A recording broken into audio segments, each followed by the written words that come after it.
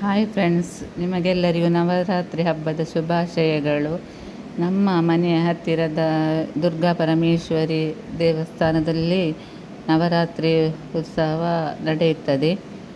ಇಲ್ಲಿ ದಿನಾಲು ಭಜನೆ, ಪೂಜೆ, ದೀಪ ಪ್ರಜ್ವಲನೆಯಿಂದ ಶುರುವಾಗುತ್ತದೆ. ಇಲ್ಲಿ ಮಧ್ಯಾಹ್ನ ಕೂಡ ಪ್ರಸಾದ ಸೇವೆ ಇರುತ್ತದೆ.